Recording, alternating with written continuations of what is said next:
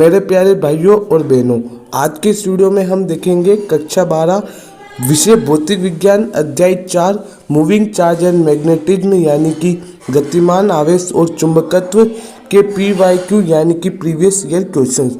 मैं आपको इस वीडियो में पिछले 10 सालों के प्रीवियस ईयर क्वेश्चंस प्रोवाइड कराने वाला हूं, तो आप इस वीडियो को बिल्कुल भी स्किप ना करें। तो चलिए वीडियो शुरू करते हैं।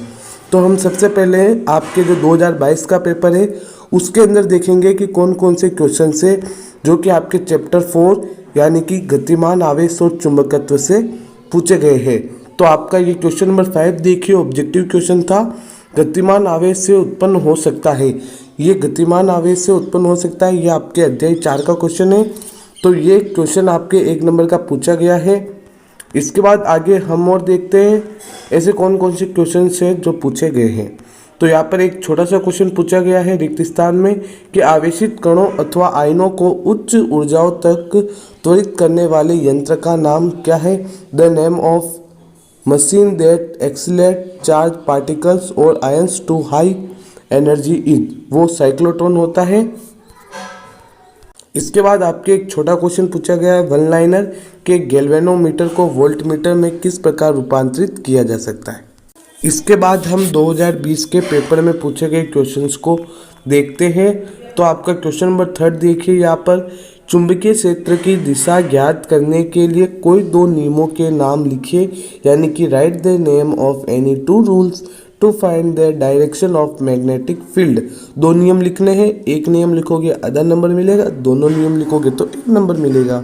इसके बाद आपके एक बड़ा क्वेश्चन पूछा गया है, वो क्या है, निलंबित कुंडली धारामापी की संरचना का वर्णन कीजिए, इसका नामांकित चित्र बनाइए और सिद्ध कीजिए कि धारामापी की कुंडली में प्रवाहित धारा कुंडली में उत्पन्न विक्षेप के अनुक्रमानुपाती होती है।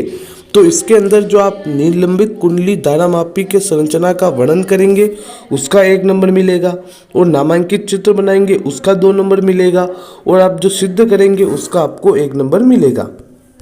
अब हम 2019 के पेपर में पूछे गए क्वेश्चंस को देखते हैं। तो क्वेश्चन नंबर 3 है आपके चुंबकीय क्षेत्र में धारावाही चालक पर बल का सूत्र लिखिए, right formula for force on A current carrying conductor in magnetic field. इसके बाद आगे हम और क्वेश्चंस देखते हैं। सभी चैप्टर्स के PYQ यहाँ पर आपको मिलेंगे, तो आप इस चैनल को जरूर सब्सक्राइब कर लें। तो यहाँ पर क्वेश्चन नंबर 24 देखिए कि मुक्त आकाश में किसी बिंदु पर विद्युत क्षेत्र का परिणाम 300 वोल्ट प्रति मीटर है। इस बिंदु पर चुंबकीय क्षेत्र का आपको परिणाम ज्ञात करना है। आपको प्रकाश का वेग 3 × 10⁸ मीटर प्रति सेकंड दे रखा है। इसके बाद क्वेश्चन नंबर 29 देखिए, पहला है एम्पियर का नियम लिखिए, 1 नंबर का क्वेश्चन है। दूसरा क्वेश्चन है कि चित्र बनाकर अनंत लंबाई के सीधा धारावाही चालक के कारण किसी बिंदु पर चुंबकीय क्षेत्र की व्युत्पत्ति कीजिए। चित्र बनाओगे 1 नंबर मिलेगा, एम्पियर का नियम लिखोगे 1 नंबर मिलेगा, डेरिवेशन करोगे 2 नंबर मिलेगा। अथवा में है कि बायो सावर्ट का नियम लिखिए 1 नंबर, और संक्षेप में साइक्लोट्रॉन की क्रियाविधि लिखनी है 1 नंबर की। दोनों डिज में त्वरित आवेशित कणों आयनों के पथ को प्रदर्शित करता साइक्लोट्रॉन का व्यवस्था आरेख बनाना है, और साइक्लोट्रॉन के आवर्ती का व्यंजक है वो आपको व्युत्पन्न करना है। अब हम देखते हैं 2018 के पेपर में पूछे गए क्वेश्चंस। क्वेश्चन नंबर 3 है धारामापी के लिए दक्षतांक की परिभाषा लिखिए, 1 नंबर का क्वेश्चन पूछ रखा है।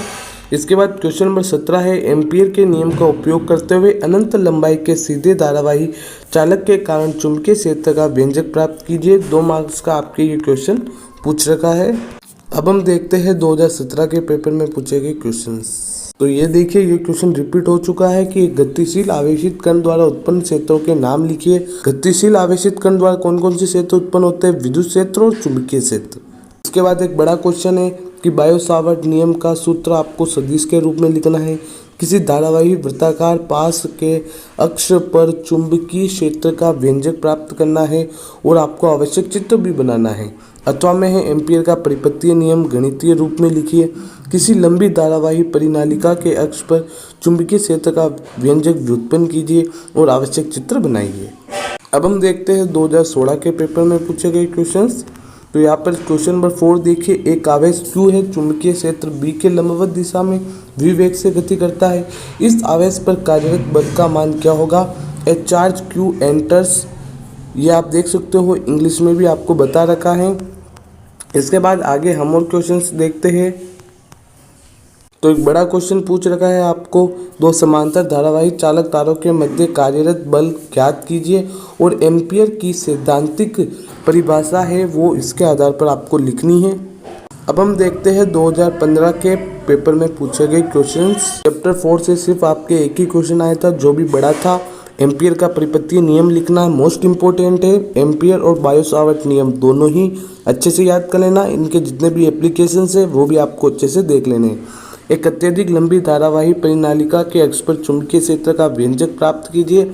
आवश्यक चित्र बनाइए। अथवा के अंदर है कि आपको संक्षेप में साइक्लोट्रॉन की क्रियाविधि लिखनी है और दोनों डीजों में त्वरित आवेशित कणों आयनों के पथ को प्रदर्शित करता साइक्लोट्रॉन का आपको व्यवस्था आरेख बनाना है, मतलब डायग्राम बनाना है। और साइक्लोट्रॉन के निम्न प्राचलों के आपको व्युत्पत्ति करनी है, साइक्लोट्रॉन की आवृत्ति एवं साइक्लोट्रॉन में आयनों की गतिज ऊर्जा।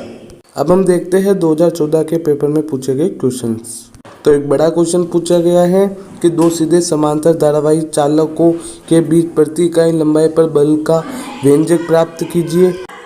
किस अवस्था में यह आकर्षण व प्रतिकर्षण का होता है। विद्युत धारा के मानक मात्रक की परिभाषा लिखिए।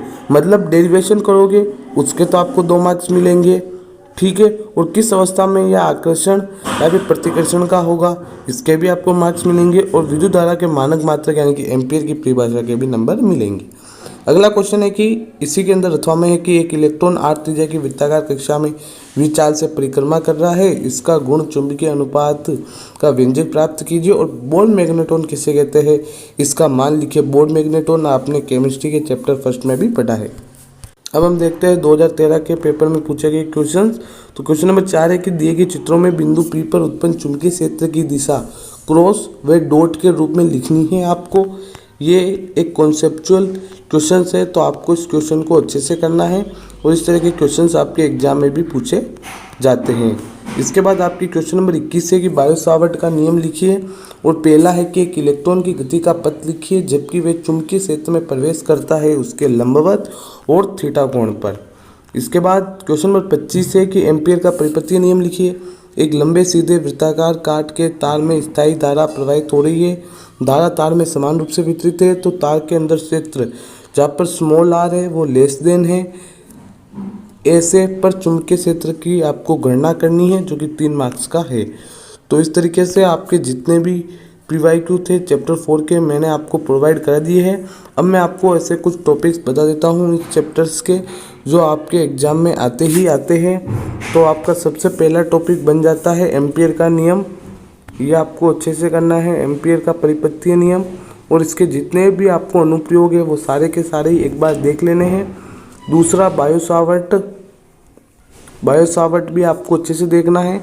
और एक साइक्लोट्रॉन देख लेना। और चौथा देख लेना दो समांतर धारावाही चालक तारों के मध्य, वो अभी हमने देखा क्वेश्चन वो वाला। और एक एम्पियर की परिभाषा। तो ये तो आपको याद करने हैं इस चैप्टर से। तो आज की वीडियो में बस इतना ही। आपको ये वीडियो कैसी लगी कमेंट बॉक्स में अपना फीडबैक जरूर दें और ऐसी वीडियोस देखने के लिए चैनल को सब्सक्राइब जरूर करें।